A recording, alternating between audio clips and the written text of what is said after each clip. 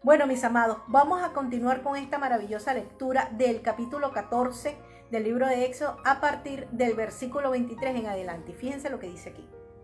Los egipcios los siguieron al pueblo de Dios. Entraron tras ellos hasta el medio del mar, toda la caballería de Faraón, sus carros y su gente a caballo. A la madrugada, fíjense lo que hace Dios Todopoderoso, desde la columna de fuego y nube, ¿se recuerdan? Aquí encima, el Señor miró el campamento egipcio y los perturbó.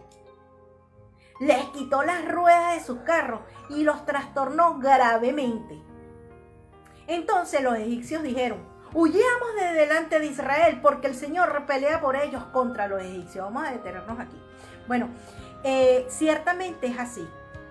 El enemigo de Dios huye de la presencia del pueblo de Dios cuando el pueblo de Dios se mantiene en perfecta unión con Dios Todopoderoso. Cuando la presencia de Dios Todopoderoso está en el pueblo de Dios.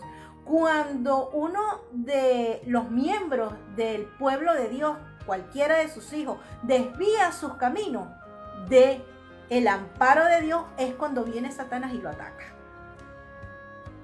Porque cuando éste se mantiene permanentemente en la presencia de Dios, no hay enemigo de Dios que se meta con él. Y los egipcios representaban el enemigo de Dios.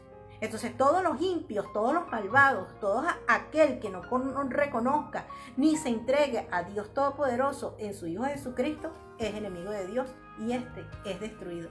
Él termina huyendo de la presencia de Dios, pero finalmente es destruido en esta vida sin tener la posibilidad en el futuro de poder ver la cara de Dios. Vamos a continuar leyendo. Y dice así: pero el Señor dijo a Moisés: extiende tu mano sobre el mar para que las aguas vuelvan sobre los egipcios, sobre sus carros y su caballería. Y cuando amanecía, Moisés extendió su mano sobre el mar, que se volvió con toda su fuerza. Dícese que el poder y la fuerza y el peso del agua es tan igual como cientos de miles de millares de toneladas de piedra. Imagínense eso. Al huir los egipcios, se encontraron con el mar y el Señor los derribó en medio de ellos. Esto es lo que le ocurre al enemigo de Dios. Y fíjense lo que sigue diciendo. El agua volvió y cubrió los carros, la caballería y todo el ejército de Faraón que había entrado en el mar. No quedó ni uno de ellos, ni uno de los enemigos de Dios quedará con vida. Y será sobre ellos el juicio de Dios. Fíjense lo que sigue diciendo. Pero los israelitas habían pasado el mar en seco, con el agua como muralla a su derecha y a su izquierda. Lógico, porque las murallas de agua representaban que el bautismo de Dios, cuando ellos atravesaron entre las murallas, ¿verdad? Por medio de las murallas, era bautizarse, era quitarle a ellos sus pecados para volverse en una nueva criatura, ¿sí? ¿Cierto? En Cristo Jesús. Fíjense lo que sigue diciendo aquí. Así el Señor salvó ese día a Israel de mano de los egipcios, e Israel vio a los egipcios muertos a la orilla del mar. Israel vio este grandioso prodigio que el Señor ejecutó contra los egipcios. Y el pueblo temió al Señor, creyeron al Señor y a Moisés su siervo. ¿Se dan cuenta?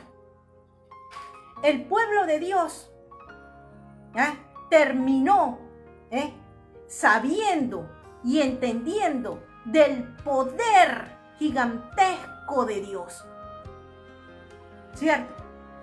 Y entendiendo que Dios no es un Dios de mentira. Él es verdadero. Dios Todopoderoso siente, Él se duele, Él llora por su pueblo cuando el pueblo de Él desvía sus caminos. Y Él, como es Dios Todopoderoso, bueno, estos son castigados. Vamos a la siguiente lectura, el capítulo 15 del libro de Éxodo. Los espero, mis amados.